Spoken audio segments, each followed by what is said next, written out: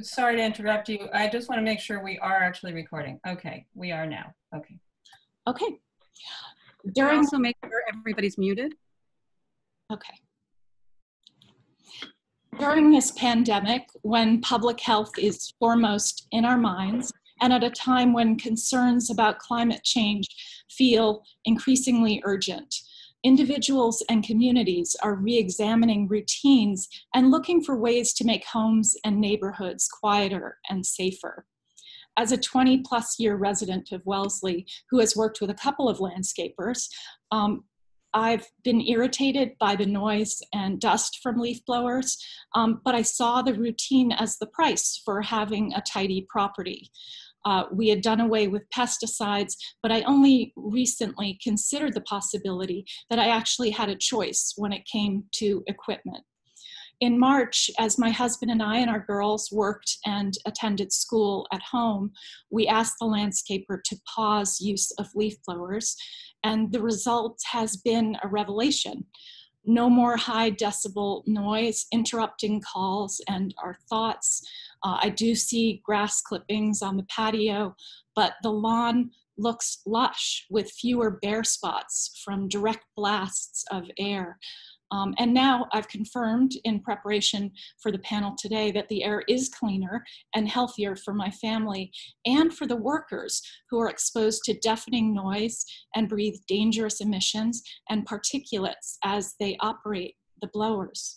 So I see this conversation as one about quiet, about healthier lawns that are host to insects and species that actually encourage verdant growth, and about the health of our pets, our children, our families, and those who provide landscape service for us. We hope this discussion spurs more interest and action on this topic. Again, thank you for joining us. I now turn the conversation over to the experts. Jamie, let's start with you.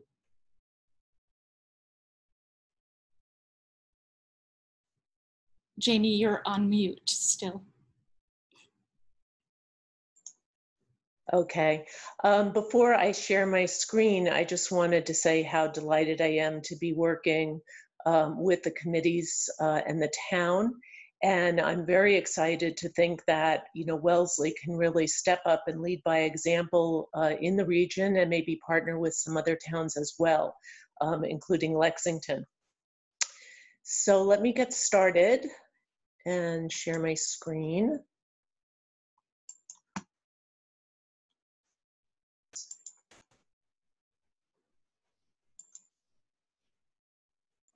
Okay.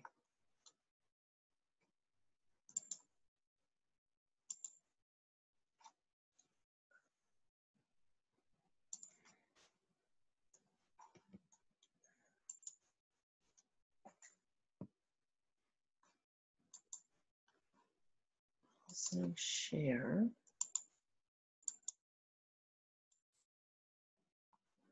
I'm sorry, for some reason, it's not going into a slideshow mode. Okay, here we go. Can everybody see the screen? Okay. So let me just start and say that I spent most of my career as a healthcare scientist. I entered the environmental area in 2007 and in 2013 became very concerned with this issue and started Quiet Communities as a nonprofit. I have a lot of material to go through here. I'm going to be talking about the impacts of gas-powered landscape maintenance, leaf blowers, and beyond. And I'll touch on some of the solutions, but I'm going to let my colleagues speak to that as well. So thank you to all the committees in Wellesley for hosting this. Quiet Communities, Inc., QCI, we actually have 4 programs focused on noise and related pollution and their adverse impacts. The one I am focusing on today is called Quiet Outdoors. Our mission is to transition landscape maintenance from fossil fuels to low noise, zero emissions practices to benefit health and environment. Again, we're a nonprofit. As healthcare scientists, we take a scientific and evidence-based approach to looking at the problems and to investigating solutions, and have advisory boards that help us with this as well. We offer a number of programs and services. I won't go into them in detail, but one of them is the Ag Green Zone program that you're going to hear about from Dan Mabe, education and outreach, procurement that Brendan will talk about. We worked with the state to do work there and do other things as well. So Trish talked about leaf blowers, and leaf blowers granted are egregious. I'm going to talk about that in a minute, why they're such a problem, but we really have to also look at this broadly as part of the problem and also as part of the solution. It involves economics, what's practical, set up infrastructure, all kinds of things. So I think that, you know, leaf blowers is the problem, but it requires us to look more broadly at gas-powered maintenance. Because essentially we now have gas-powered tools for every task that was once done manually. So the leaf blower is particularly bothersome to communities, and there's a lot of reasons. One is the loudness of the noise. It's the frequency of the noise. They're constantly throttled up and down. It's really the way they're used. And even though guidelines suggest using them at one at a time, not blowing dust, etc., they're often used out of compliance. And in many communities, particularly the suburbs, we find that they're used frequently and ubiquitously in our neighborhoods. So I want to first touch on fuel consumption and exhaust emissions. Lawn and garden equipment accounts for about 2.5 billion gallons of gasoline and diesel every year, mostly gasoline. It produces air toxics that I'm going to touch on in a moment, as well as more than 20 million tons per year of carbon dioxide.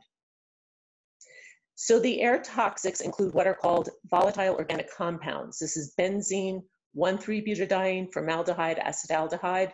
The three in red are three of the leading carcinogenic air pollutants of all air pollutants. There's also the problem of, VOCs that combine with nitrogen oxides that are also emitted by lawn and garden equipment. And these together in the warm seasons form ground level ozone. And then finally, there's what's called PM 2.5 or fine particulate matter. And this is particulates that you can't even see, but that can go deep into the lung and into the bloodstream and cause havoc with our health. The amount of pollution that's coming from lawn and garden equipment is not trivial. And one of the reasons is that vehicles, trucks, and cars have come under very strict standards. Those engines are much, much cleaner, but the same has not really been done with lawn and garden equipment, and there's actually some technical reasons for that. So today, small engines are predicted to, the pollution from them is predicted to exceed that of cars and trucks on the road. And here are some statements from the California Air Resources Board and the EPA. In terms of health effects from this pollution, there are hundreds and hundreds of studies. There is consensus that ozone pollution and particle pollution cause disease, anything from lung disease to heart disease to developmental problems and premature death. And increasing evidence also suggests it may be associated with dementia and neurological conditions like autism. And it doesn't take long-term exposure necessarily to produce health effects. Increasingly, studies are showing that even short-term exposure can be harmful. In addition to exhaust, particularly from the blowers, you have ground source particulates. Now, depending on the surface, not all of these are going to be present, but road shoulders may have toxic metals, lawns may have pesticides, fungus, pollens, and so forth. The point is that these things are not something that we want to be breathing in. Now, turning to the noise, which people get very, very irritated at. This is actually a graph from an industry publication called Outdoor Power Equipment Reviews. And it's showing the decibel level of leading models of backpack blowers. The red arrow and the blue arrow to the left of the graph, the red arrow is the occupational safety level for hearing damage. The blue one is a community daytime level from the WHO. You can see that these machines are far in excess of those levels, both at the ear of the operator and even for the public at 50 feet. It's important to understand that the decibel scale is a logarithmic one. So if you have a decibel level of 80 and go 10 points to 90, it's actually a 10-fold difference in sound energy. And if you go from 80 decibels to 100 decibels, it's 10 times 10 or 100-fold difference in sound energy. Another property of sound from blowers is that it has a strong low frequency component. And this kind of slow wave structure is a low frequency wave. It allows loud, harmful levels of noise to carry over long distances and to penetrate walls and windows. And this distinguishes it from sound coming from battery electric equipment. Low frequency sound is considered most harmful to health, and in terms of safety levels, the recommendations are that you decrease the thresholds to account for that special adverse effect from low frequency noise. Now, this is a slide from a hearing conservation program by the industry. It says, is most of our equipment noisier than that occupational standard of 85 decibels? The key here is, yes, most of it, and some more than 1,000 times. So that would be 30 points higher, 10 times 10 times 10. And it's not intuitive, but noise doesn't just cause hearing problems, it also causes other systemic problems, including heart disease, hypertension, and then of course things like sleep disturbance and annoyance. And this is a fairly recent article from the Journal of the American College of Cardiology on environmental noise, showing that even low levels can increase heart disease. So certainly listening to these levels of noise for protracted periods of time is concerning. Now, Trish had mentioned particularly for workers, and certainly being around all of this equipment and a lot of equipment at once and for hours at a time puts them at particular risk. So in addition to what we've talked about, there are also other exposures which are dangerous to be aware of. Machine vibration that can cause irreversible neurological damage, and then chronic exposure to fuels and solvents from refueling and maintaining gas equipment. Medical organizations, environmental organizations are concerned about this, including the Centers for Disease Control. I've put the Massachusetts Medical Society in red because they actually came up with a resolution recommending that gas lowers not be used or be phased out, and they have a very detailed report on exactly the reasons why. Many touch on what I've just spoken about.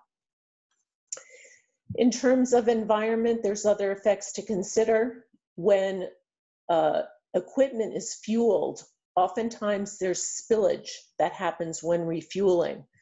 17 million gallons a year are an old estimate of fuel that's spilled into soil and storm drains just from refueling lawnmowers alone.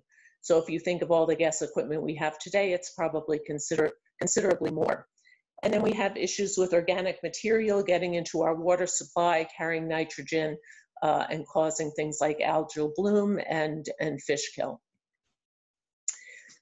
Because of the maintenance requirements for gas equipment, now you know that gas engines have a lot of parts. We know this from maintaining our cars. The same is true of lawn and garden equipment. So all of the products that are used, in general, they're toxic. They come with solid, non-recyclable containers. All of this ends up in our landfills.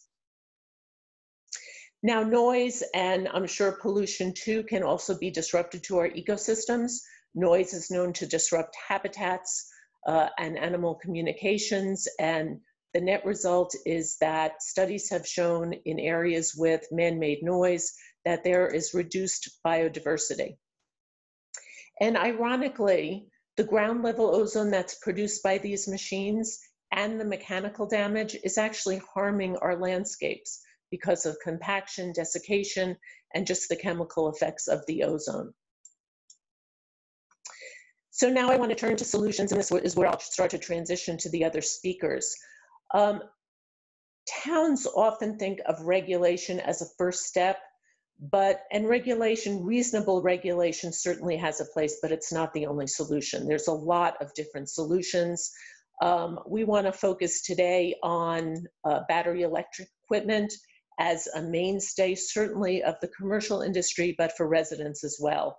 It has a lot of benefits compared to gas equipment. It doesn't solve every problem, but it solves a majority of problems and in very important ways. And then apart from the battery electric equipment, we also have robotics that are coming online, particularly in Europe, but increasingly here in the States. So it's really exciting. I mean, it's land care becoming more like a high-tech, green tech area. Towns, schools are leading by example across the country. We're very proud today to have Lexington, Brendan from the procurement office and what they're doing, and you'll see other places. And I just want to point out Massachusetts was the first state in the nation to actually create a technical specification for commercial grade lawn and garden equipment to encourage universities and state agencies and municipalities to transition. So the bottom line message is that we would love to help have Wellesley help to make Massachusetts a leader in this area to make our communities quieter and healthier. And so with that, I'm going to now turn this over to Brendan McHugh, who's Strategic Sourcing Manager at the Operational Service Division for the state. Brendan and his colleague Julia Wolf were involved with helping to create the technical specification that I just alluded to. So Brendan, I'll turn it over to you. Jamie, if, sorry, just gonna get Brendan's slides up. Hang on one second.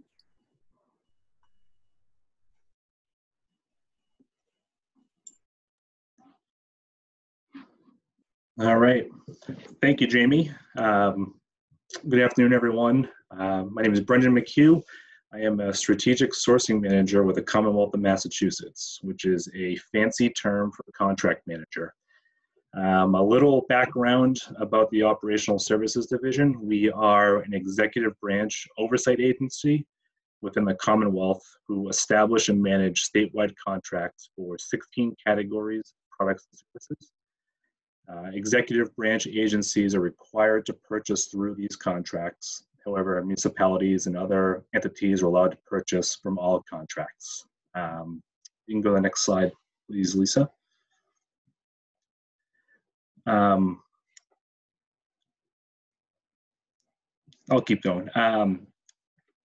Sorry, in addition to 100 plus contracts, we have over 1,200 vendors. We have a, thank you, we have a robust environmentally preferred products procurement program, an EPP program. And today I want to speak about one contract in particular, which is FAC 88, which is for lawn and grounds equipment. Each of our contracts have several categories, and the one most relevant today is category 13, which is for commercial grade battery electric lawn equipment. With changes in the marketplace for battery-powered equipment, due in large part to advances in batteries and power, we partnered with Quiet Communities a few years back to establish the first of its kind in the country, specifications for commercial-grade battery-powered landscape equipment. We recognize this equipment to be equivalent in many areas to conventional gas-powered equipment, with additional health and environmental benefits, and in fact may provide economic savings as well. Next slide, please, Lisa. Thank you. So the state's rationale behind the development of this contract was, as always, in an effort to try to lead by example. We were trying to identify battery-powered equipment that was equivalent to that of commercial-grade gas-powered equipment, all the while improving the health of equipment operators, the public, and by reducing harmful emissions and noise, chemical and solid waste, and also reducing carbon dioxide emissions. Next slide, please. In 2018, we developed the specifications with the main goal that this equipment really needs to be comparable in power and performance to their gas counterparts. All of the specifications are found within Combis, which is the state's online procurement site of record. Next slide, please. And also in 2018, also in 2018, we worked with Quiet Communities as part of a grant that we received from the National Association of State Procurement Officials to put on 2 trainings and to provide some technical assistance to specific public entities.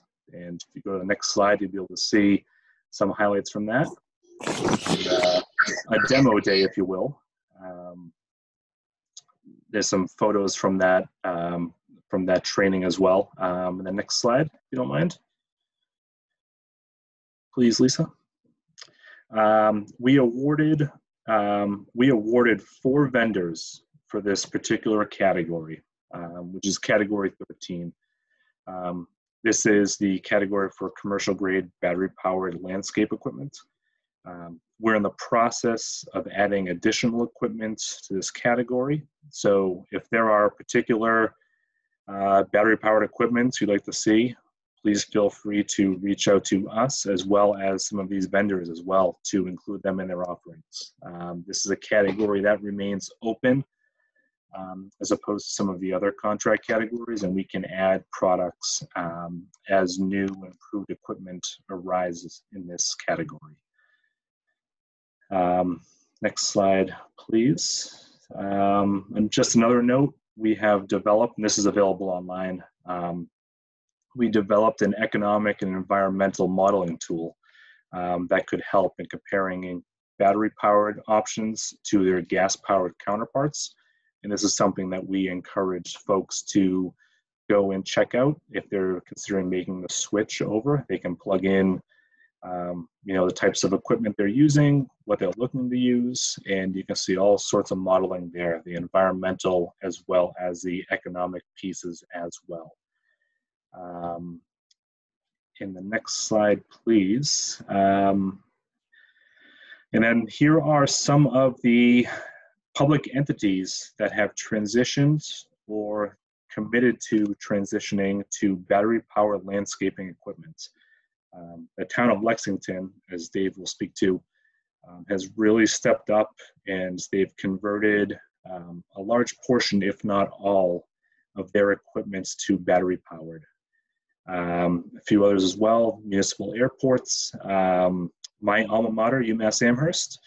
And in fact, actually, UMass Lowell has actually stated that they purchased a few of the mean green ride-on mowers. So it's not just leaf blowers and trimmers, but also ride-on mowers and mowing equipment.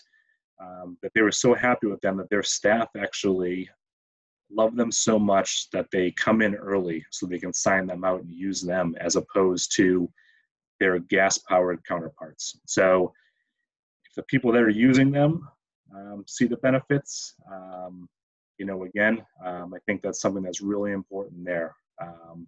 They do all the same work, lower decibels, all of the health benefits as well. So hearing that firsthand feedback was really, really great for us to hear. And last slide, if you would.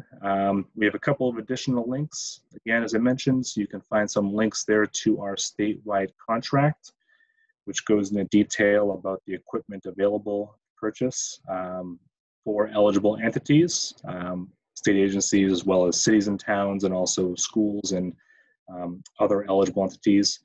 The OSD website, as well as the EPP, which is our environmental procurement website as well as my contact information. So if folks have any questions after this, they can feel free to reach out to me directly and I will find the answer, or if I don't know it, I will find someone who does know the answer, And with that, I would like to pass things off to Dave Pinsino, who is the Director of Public Works for the town of Lexington.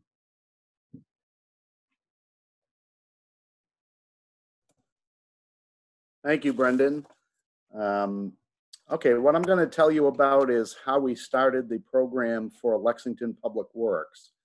And one of the things, to be honest with you, is we really didn't have this on our radar screen, our planning screen, until we were approached by our select board and our sustainability committee. They came forward with a request that we take a look at electric equipment, primarily with the gas-powered blowers, and how we could partner with, we have a noise advisory committee in Lexington as well that we had been working with on heavy equipment, trash trucks, backhoes, loaders, start times, things like that. So this was something that we didn't have in the queue, but we decided to go ahead and take a look at this. We were also fortunate that we had a couple of energy grants from Eversource that weren't earmarked. So we were able to tap into some of those funds to see what we could do. One of the things that we had done early on is, and I'm not sure the year, Jamie, but we had gone to a session on electric equipment, I want to say maybe 4 years ago or so. I think it was at one of the colleges to kind of look at this. So we had heard about quiet communities, some of the things that they did.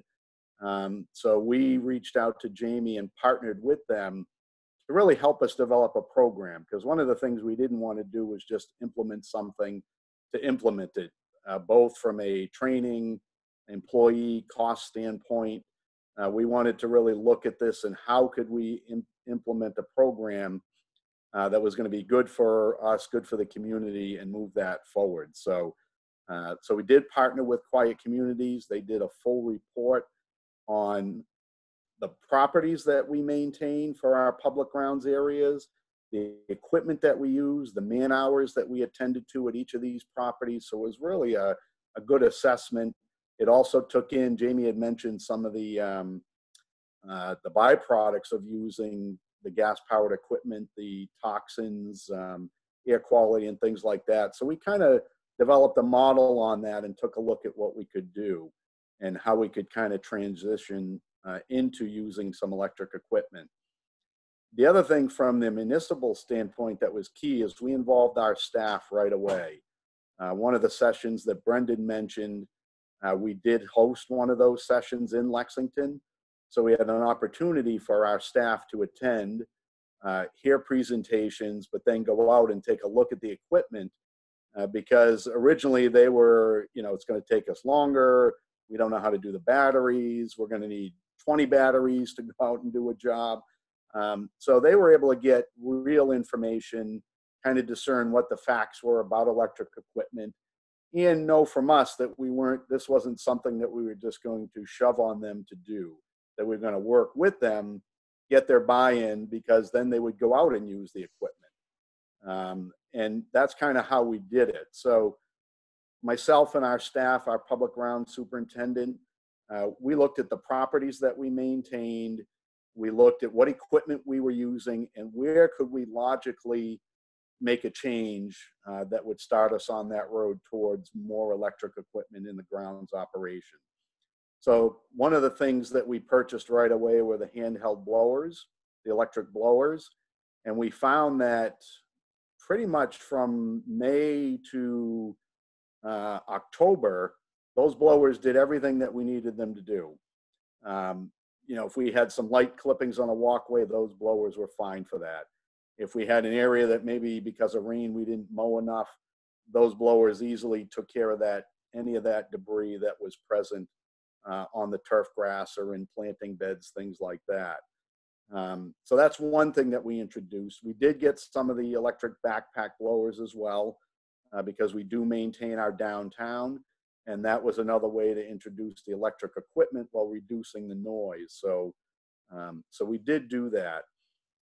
The other thing we looked at is one of the biggest implements we use everywhere in the system are string trimmers. And they actually do have a pretty high RPM when they're running on the gas-powered end of it. And you have to have the 2-cycle mix, so you're carrying different gas cans from site to site, a lot of moving parts, a lot of things to repair. So we made the decision to transition to all electric string trimmers. And that was something we really had to work with our staff on. We demoed about 3 or 4 of them.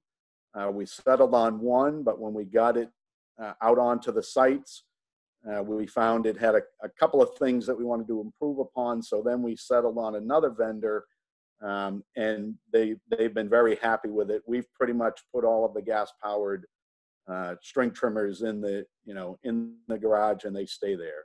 They use all of these. We've set up a battery station, which was not as much work as what people thought, and really got the buy-in again from the employees. The other thing was working on their own safety. Both Jamie and Brendan mentioned it, just from a health standpoint from the employee who's using this equipment. So we cut down on the fumes, we cut down on the particulates that are being blown up by the heavier equipment. So it really made them feel better that we were doing that, and again, an easier buy-in. So we purchased that equipment, we've evaluated it. Like I said, we changed out our string trimmers. The funds I mentioned, there was an end to those. We did do a second contract with Quiet Communities to further our project. We're going to be setting up some sessions for both landscapers and for the public to talk about electric equipment implementation coming up in September and October. So we have a regular capital budget. We put a capital budget request in this past year for one of those Green Machine electric ride-on mowers. And it may be that one, maybe a different one. Again, we're going to have our crew demo a few different units, but we got that into our capital budget. That got approved, and we're going to be purchasing sometime this fall. With COVID, all of our budgets kind of got put on hold, but we've been released to pursue that again. So we're going to be purchasing that mower to have for us available for next spring. So we were pretty happy about that. And we're also working on a technical assistant grant with Quiet Communities, with MAPC, again, to make equipment more available to municipalities that want to do this, and to really make it easier for them to get that equipment. So if we go to the next slide, please. So what we did is, this is a view of our downtown area. So if you go on the far left, you can see that triangular piece. That's our battle green, and it really runs to where the red circle, the end of that red circle.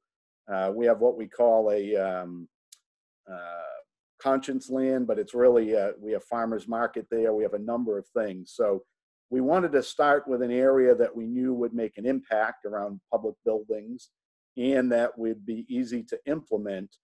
We also purchased electric push mowers. These areas have smaller areas that the large area mower can't get into. We were using the gas push mowers. So this crew now, they go out with the electric push mower, electric string trimmer, electric blower. They take care of that whole complex. We hardly have any complaints for the operations inside from noise.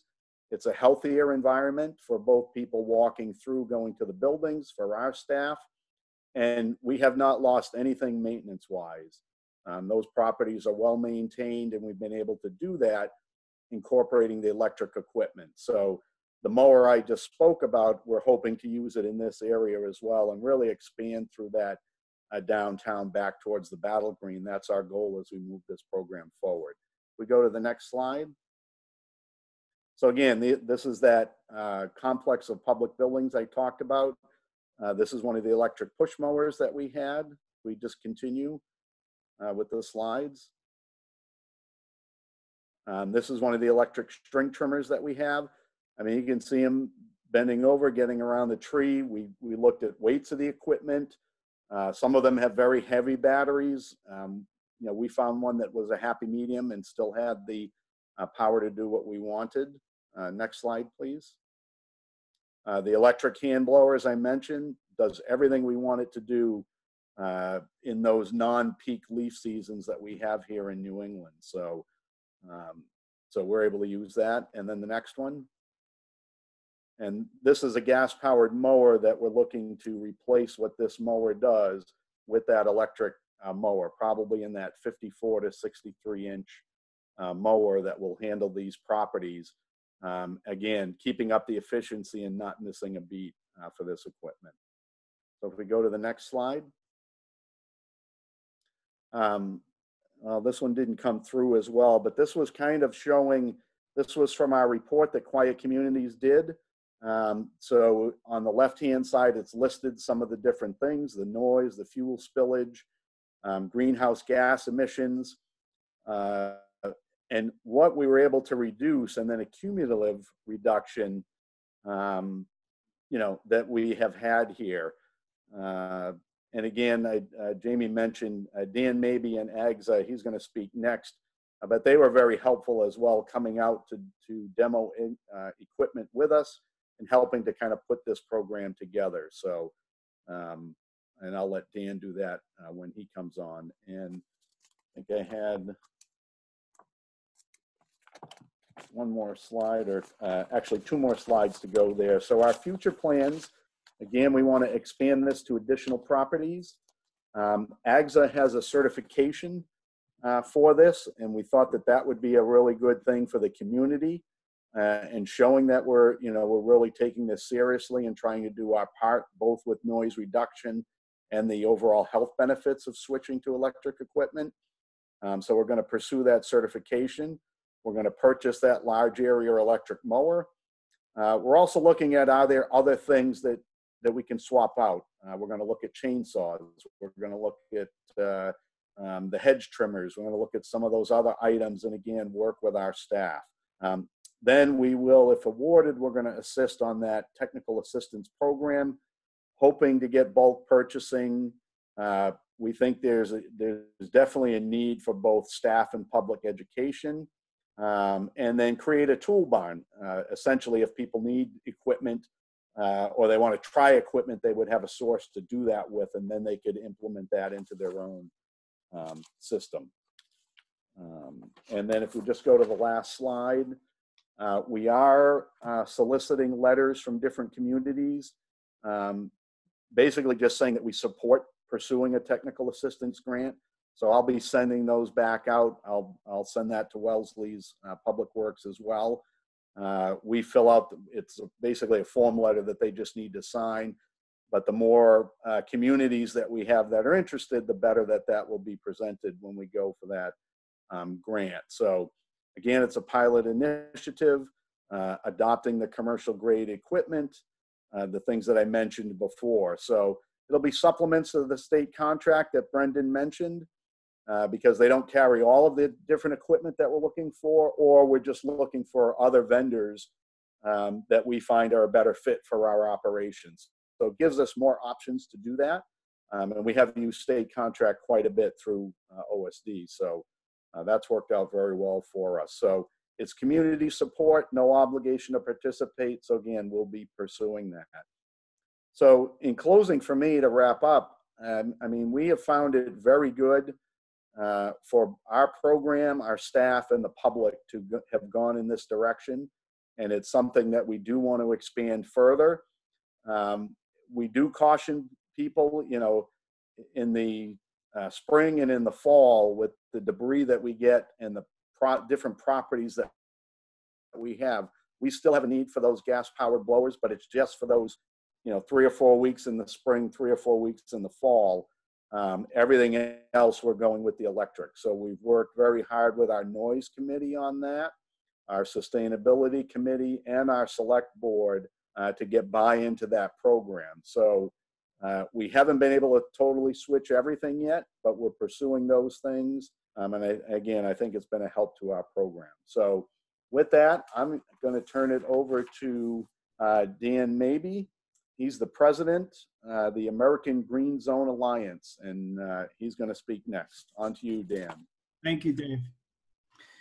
Good afternoon, everybody. Dan Mabey from the American Green Zone Alliance, and very excited to hear about the progress that Dave is making there in Lexington. I'm going to go through these slides fairly quickly because of time constraints. But again, I will be sticking around for the Q&A. Just really quick before we start, I do come from the gas industry. I've worked in this gas industry since I was 8 years old, you know, with the man of the house. So I am available to answer questions as a person who transitioned from gas to electric. Next slide, please. This is just a basic standard, our copyright disclaimer. Okay, so the American Green Zone Alliance, we're a leader in low impact sustainable grounds maintenance strategies, meaning we try to lower the impact as much as we can where it's economically and workload feasible. We definitely would like to help transition the grounds maintenance industry, our landscape maintenance industry, to quieter, more sustainable practices. And then this applies to commercial crews, municipalities, schools, and residential properties. Next slide, please.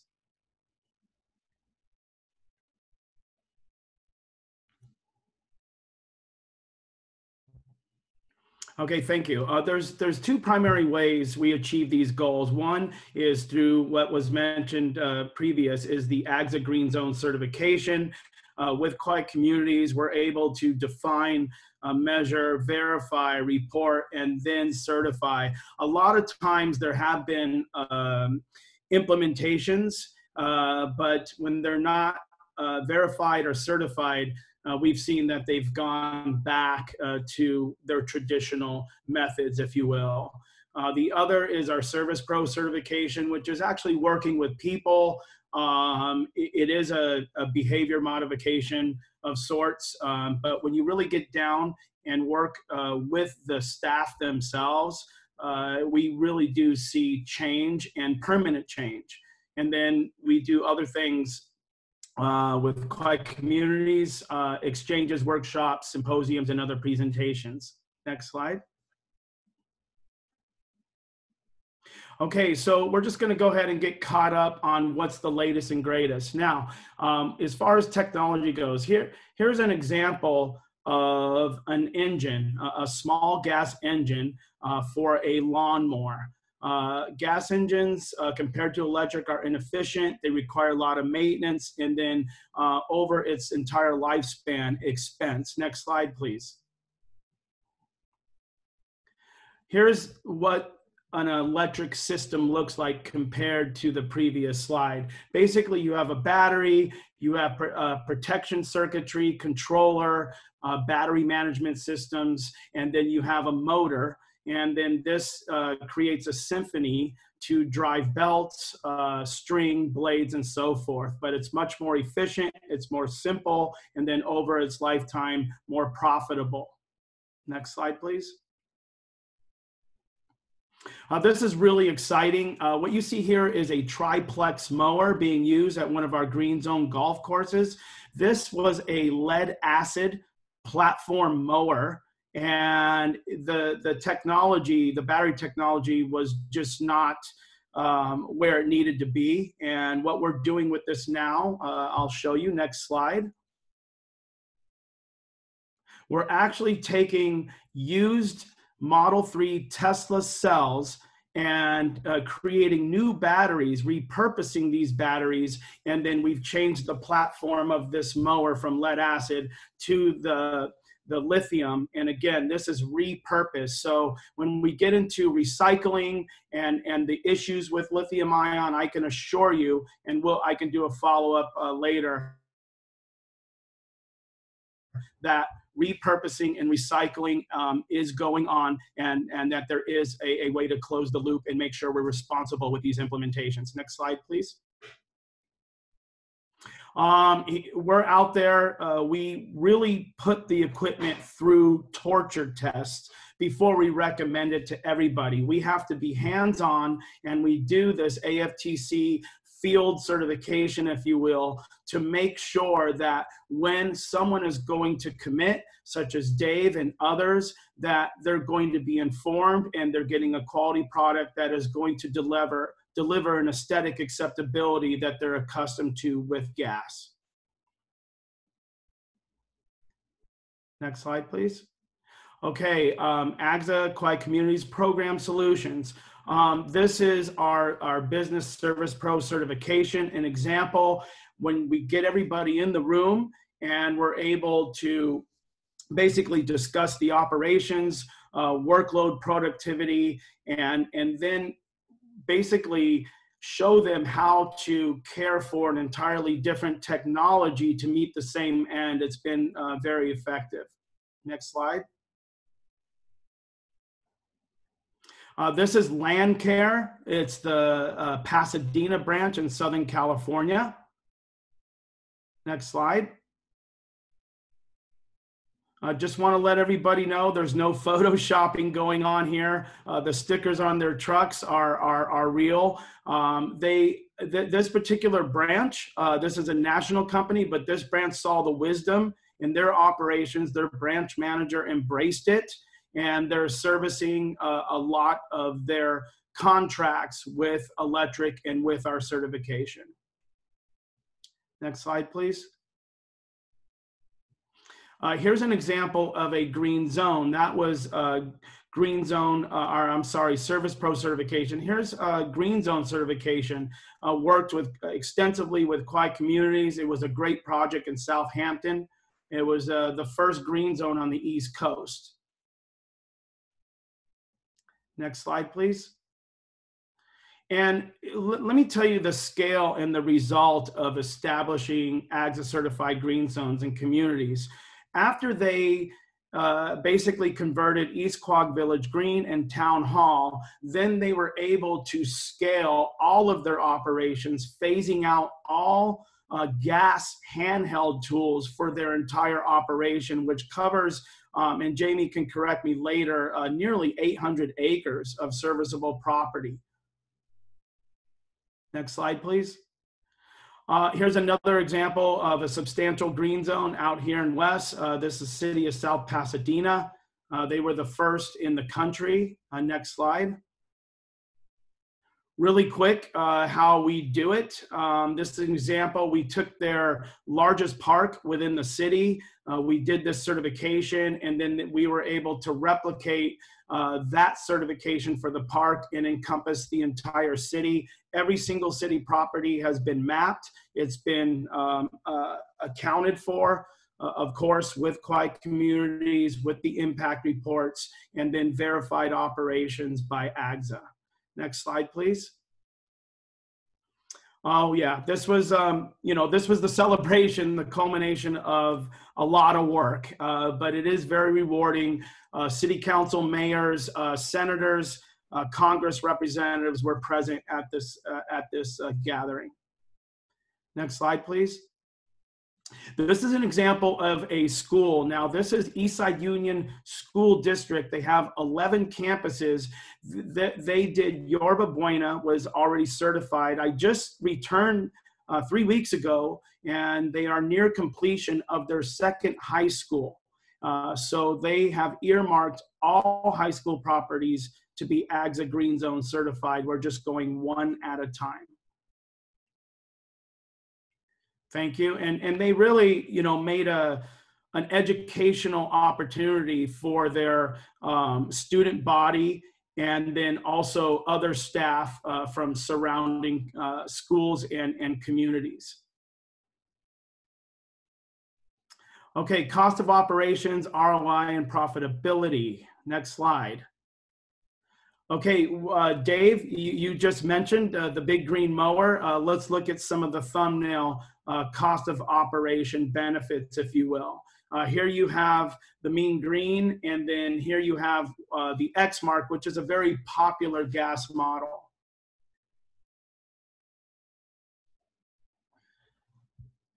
Okay, so on average, a 60-inch ZTR ride-on mower is going to operate anywhere between $5 and $7.50 an hour. The electric one, depending on your kilowatt hour rate, anywhere from 50 to 70 cents an hour. It's an older slide. We have noticed that electric rates have gone up in some regions of the country. So you can even bring that cost up to 90 cents per hour. But basically, if you take care of the equipment, it's holding up. Here are going to be your benefits on cost savings of the operation between the gas and the electric. And these are annual savings. Depending on where you operate in the country, it's going to take longer as far as reaching your ROI. In the Northeast, it does, in parts of the Midwest, it does take longer because of the winters, and therefore the hours are not put on these mowers as much as the lower 48 and other regions of the country where they're mowing more all year round. Next slide, please. Okay, so basically we made a range here. If you look at the red graph going across to the lifetime costs, you're going to have the worst case scenario and the best case scenario, and it's basically the cost of gas per gallon. And then it's also going to factor in whether the age of the gas mower and its fuel efficiency, if it's not fuel injection and they still have it in the fleet, it can actually, over its lifetime, reach almost $100,000 in lifetime cost to operate that mower. We know that gas prices and fluctuations are much more volatile than electric. And out here in California, I can tell you, we're paying more per gallon than anybody. But again, we're very realistic on the range of ROI. And if you look, the range of ROI could be anywhere from about just under a year and a half, and then close to 4 years, again, depending on what region of the country you live in. There's also another caveat to this. The training, the implementation, the care for the electric equipment to help it reach and realize its ROI is very essential. Next slide, please. And if you take care of the electric equipment, boom, knockout on the gas, and electric wins. Next slide, please. Okay, I adjusted this slide to be more representative of the Northeast. In California, based on fuel burn rates of the gas blowers and our cost of gas with two-stroke mix and maintenance, you're going to be close to $1.50 per hour to operate a commercial gas leaf blower. Here, we brought it down to $1.25. And again, you just need to really plug in, no pun intended, your operating hours. And this is going to be a very good average of what you can expect to save per year when using an electric blower versus a gas leaf blower. Okay, essential training and education solutions. Next slide, please. All right, so everywhere we've been able to conduct our green zone training and or give resources to a particular situation where they're in transition, it really does start with showcasing the equipment and introducing it to these guys that you see in this picture who have never seen, some of them, an electric piece of equipment and never knew commercial electric grade equipment existed. Next slide, please. That was the city of Glendale. We have the city of Ojai, USC, and Landcare. It all started there. All of these mentioned cities and universities, they are all now, are soon to be AGSA certified green zones. This is one of my favorite slides here because we really are not pitting gas against electric so much. We're just really showcasing what those differences are and how you can implement the electric to deliver the same aesthetics that you expect operating with gas. On the lower right corner there, they weren't using rakes in their operations before we certified them. So we put an emphasis to rely less on blowers regardless if they're electric or gas. So we really do try to minimize the use of blowers in overall operations, again, where it's prudent and economically feasible to do so. These interactions are entirely essential. This is Westside Union School District, 14 campuses. The entire district is AGSA certified green zoned. It'll be published in about 2 months. This is our green zone golf course.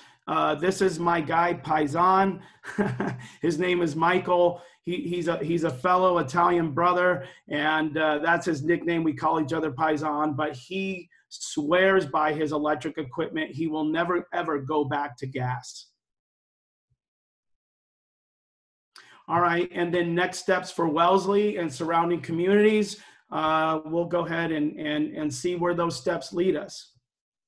And thank you very much. And again, I'm going to be sticking around to answer every and any question that people may have for me before we leave. Thank you. And I'd like to hand it off to Trish now, please. Back to Trish. Hi, so we've reached our 1 hour mark for those who need to jump off. For the rest, we'll continue with closing comments and some questions. Jamie, I think you had a few words to say first.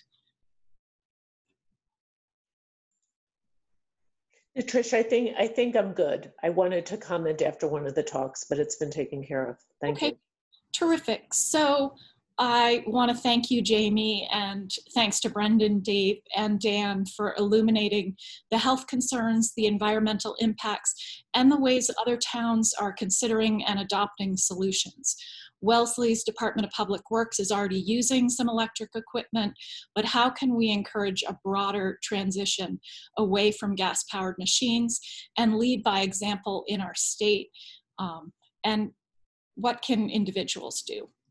As I mentioned, I spoke to my landscaper about stopping use of gas-powered leaf blowers. I plan to talk to him again to understand his concerns about operating without them, particularly during the fall and spring cleanups. Could his crew use rakes as they already do on a small section? Would he consider adding electric powered equipment? Is that feasible? Could I purchase an electric leaf blower for his use or buy batteries? Would that be helpful?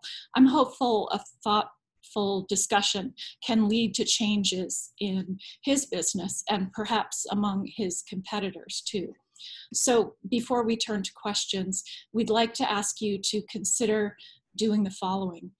Talk with your neighbors and share with them video of this discussion.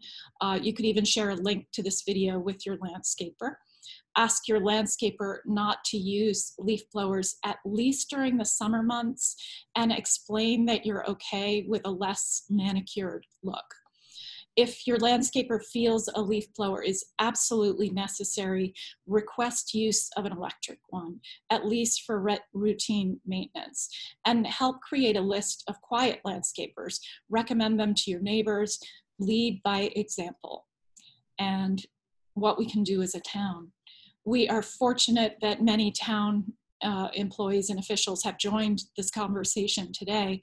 I'd like them to consider, if it's not happening already, and I think in many cases there is a lot of movement, but to consider learning more about the criteria used to select high quality commercial grade electric equipment, purchase equipment off the state contracts, support the Metropolitan Area Planning Council grant request to establish a regional pilot program for electric lawn and garden equipment, educate, train, and certify town staff in use of electric equipment, start a transition away from fossil fuel powered equipment, and identify areas in town that could become AGSA certified green zones. and continuing to partner with us to make Wellesley a quieter and even healthier place to work, live, and play. So thank you for attending today and for being open to learning about this issue. Are there bigger public health and climate issues out there to tackle? Yes, there certainly are, but this challenge has viable solutions available to us now, and action is sure to reverberate in other areas of public health and climate wellness. So let's move ahead. Again, links to the recording of this event and materials that dig deeper into the topics touched on by the panelists will be posted on the Sustainable Wellesley site. Please share them. Thank you again for joining us. Let's shift now to questions. I noticed in the chat section that there has been a good sort of Q&A already happening. I'll just share a few questions, and Jamie, let you sort of ask them of the appropriate panelist. One question I had was about whether it takes longer to accomplish a job with electric equipment, and sort of that pertains to the battery, the longevity of the batteries, the need to recharge. So how that works. Okay, Dan, I think you're best to answer that. Okay, so as far as work productivity rates, in the commercial space and even residential space, most of the tools are going to rival work production rates of their gas counterparts, except for the blower. There are the gas leaf blowers that are on the market are so incredibly hurricane powered that, you know, electric is not going to match that power and work production rate, nor do we ever want it to. But all of the other tools are going to match them as far as capability and performance. As far as the longevity and battery, it's very close to the field burn rate, if you will. It does depend on the size of the battery. If you want to equate a half a gallon gas tank in a mower to a particular battery, you're going to have the size battery that is going to equate to that. And, you know, that's getting into the weeds, no pun, but in general, one battery that is offered with a tool for a residential area will match a gas counterpart. Now, if you did have to recharge, these batteries are lithium and they have no memory. They have a battery management system. So you can recharge up and down all day. And it's much faster than doing like a lead acid or nickel cadmium chemistry. Thank you, Dan. That's very helpful. Can I just add something, Trish? I just wanted to mention that we can't get into it here just because this meeting is time constrained and it's really an introduction. But there are economics to buying a bank of batteries and buying across tools. For instance, if you buy a suite of tools, you're not going to have a one-to-one correspondence, one battery per each piece of equipment. You'll have a bank of batteries to service a suite of equipment. So I don't know if you want to touch on that, Dan, at all, just briefly. Yeah, absolutely. The upfront cost is very capital intensive compared to gas. But as Jamie just mentioned, when you buy other tools that can operate on that same battery bank, your ROI is going to accelerate, and you're gonna reach that ROI much faster using a multitude of tools with that same battery bank. A great point, Jamie. Thanks, Jamie, and thanks, Dan. So another question that's sort of more a homeowner question. How do you have suggestions for encouraging our neighbors and neighborhoods to use electric or transition to electric equipment, or to talk to their landscapers? And are there materials available that could be handed to neighbors in a friendly way? Yeah. I think that we work with a lot of different communities and actually have a community action network. There are materials that we have on file that other communities have used, and they vary from a letter to a landscaper, a letter to a neighbor, to discussions, to buying a piece of equipment to use on their property, to asking them not to use gas blowers in particular. And it just depends on the situation, you know, which of those solutions is effective. I think the industry in general is a very competitive industry. And if you ask, you're the customer.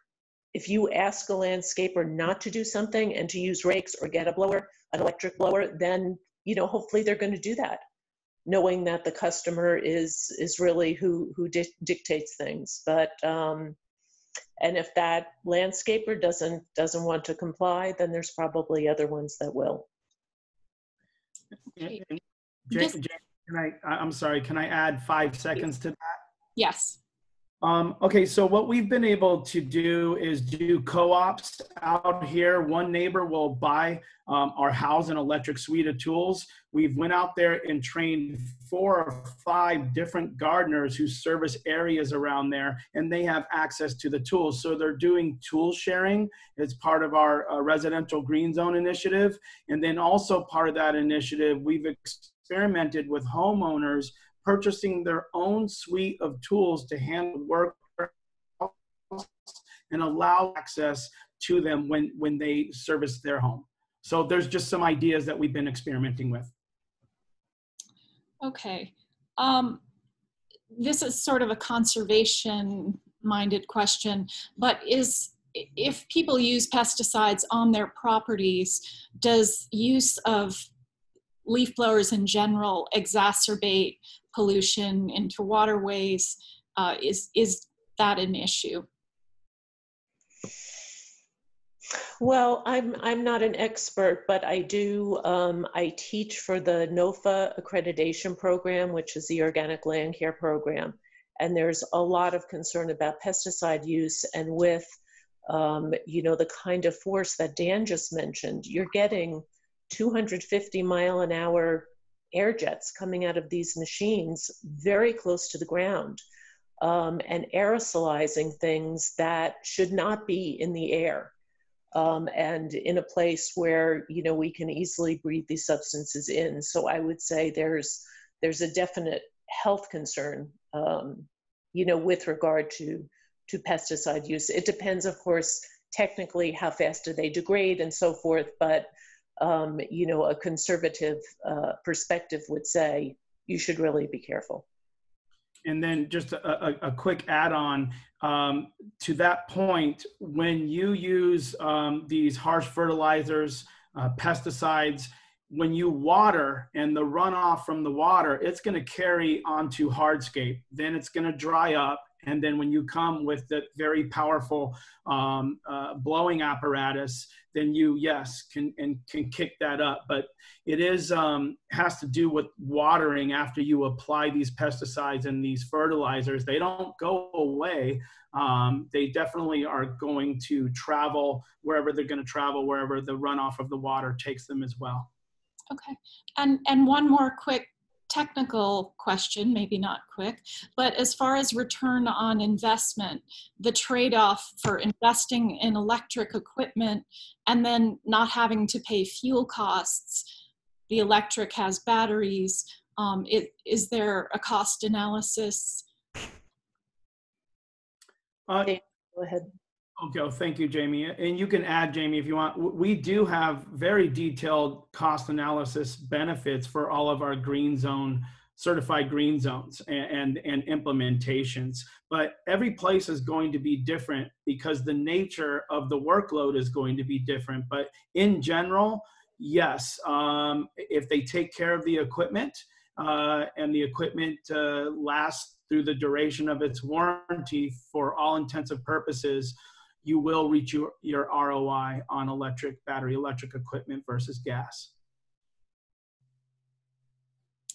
Okay, and this is actually just a quick question that I think we can squeeze in, and it may be obvious, but this is sort of to the point I mentioned about leaf blowers sort of being pointed in one area between the blades of grass. Is this a negative or positive for the lawn health? Well, there's plenty of material out there which says this is very unhealthy for lawn. You know, what you're doing is you're removing nutrients that would otherwise be feeding the soil and keeping it healthy and keeping the plants healthier. By stripping them off, you're compromising the health of the soil, the health of the plants, and then increasing your dependence on synthetic additives to maintain the look of that lawn. And really, I think it was maybe Irvington, New York, did a very interesting experiment where they, on a couple of sports fields, and this took, I think, 3 years to do, they mulched one set of fields, they mulched leaves into the field, and on the other, they were blowing off, you know, the leaves and grass clippings and whatever fell there. And what they found was that the playing time on the field that was mulched was much greater because of the hardiness and health of that turf and being able to support it. So, you know, I think it was a very good demonstration of the principle that you want to recycle those nutrients back into the lawn. Thank you, Jamie. And thank you again to the panelists. This has just been invaluable as a starting point. We will be in touch with all about next steps. And if we did not get to your questions, please reach out in an email. We also have them recorded in the chat, so we will reach out on that front as well. Thank you. Thank you, everybody, for joining. Okay, bye-bye. Bye, take care. Thank you.